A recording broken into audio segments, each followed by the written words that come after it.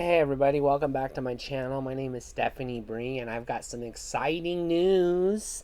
We did it. I made it to 100 subscribers. So thank you everybody. This is a big milestone for the channel. I'm so excited. I can't believe it. So as a special bonus, first of all, I want to say thank you to everyone who has subscribed. Thank you to everybody who watches the videos, who likes the videos. Thank you to like 75% of you who comment on the videos. The trolls can fuck off. You know, I delete your comments. Thank you very much. But yeah, this is exciting. I am so happy. Look at that. Even Buddy's happy for me. Buddy's like, I want in on this video. Yeah. So going forward, I'm gonna keep doing what I've been doing. 5 videos on the weekend, 5 videos midweek on all 3 channels. On the other 2 channels, Breeze Toys and Horror Trans, are nowhere near 100 subscribers, but we'll get there in due time. You know, just gotta be patient. It was a lot of work. I put out a lot of videos, over 100 and something videos on this channel, and actually, I took about 30 of them off. Really popular videos. Well, I took all the toy videos off first, and then I took all the trans and political videos off because I'm not talking about politics anymore. I have a reason for that, but that'll be another video for another day. So just for fun, I wanted to rank the Star Wars saga films. So this is all 9 of the Skywalker saga films. Okay, I gotta put the cat down. He's getting a little anxious. A little needy. They do that sometimes, you know. When they want attention, they let you know.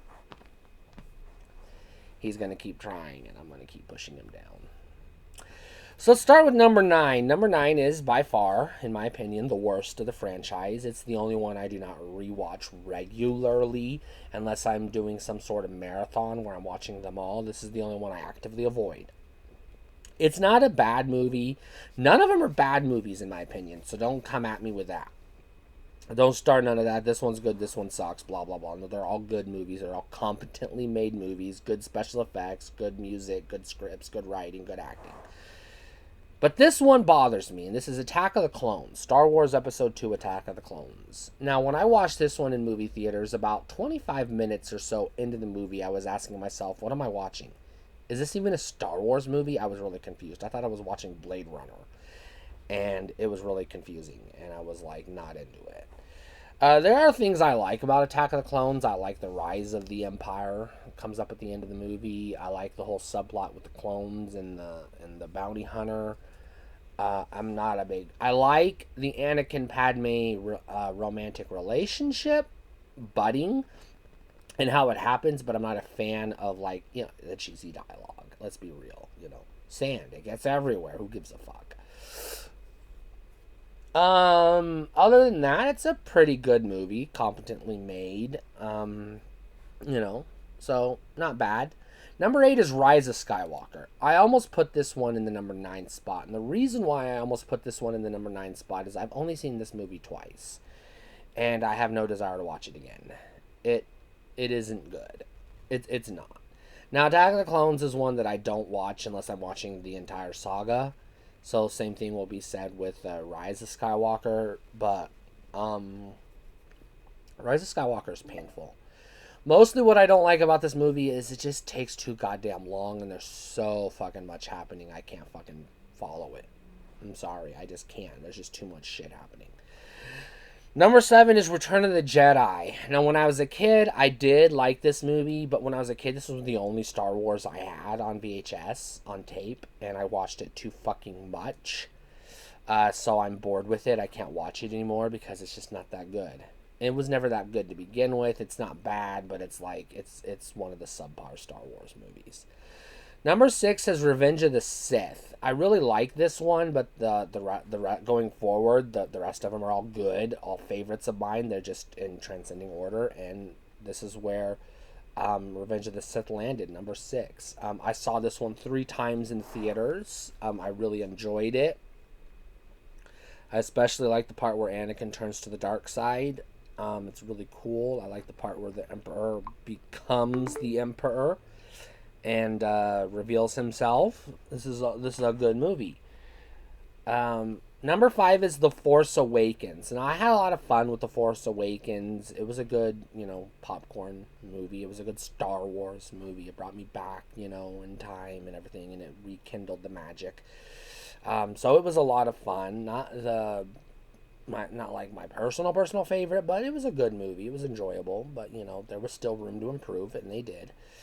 Number 4 is The Empire Strikes Back. Now I know a lot of people put this at number 1. I'm not a big fan of this one. I don't hate it, but here's the thing: The Empire Strikes Back is boring. You got like a third of the movie just Yoda preaching the gospel to Luke. Come on. I get this every fucking Sunday in church as a kid. I don't need to fucking sit here and listen to some old man preach to a young guy about how to live the life of Jesus. Number 3 is The Last Jedi. I actually really, really like this one. What I love the most about it, a lot of people hate, but my favorite part of this movie is the Rose side quest. Rose is my favorite Star Wars character of the Disney trilogy, I'll call it. I love Rose. I'm really pissed off that Star Wars fans bullied the actress off of social media because she's a great woman and she's a great character, and I loved her, and they should have done more with her in Rise of Skywalker, but they were too scared to use her in Rise of Skywalker because of the fucking fan backlash. So if you're one of those fans, this middle finger's for you. Stick it up your butt and fuck yourself.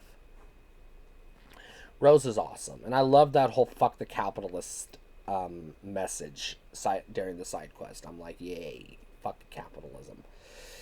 And I also like the whole bit where Kylo Ren turns on the faux emperor, the whatever his name is, supreme leader, fuck off.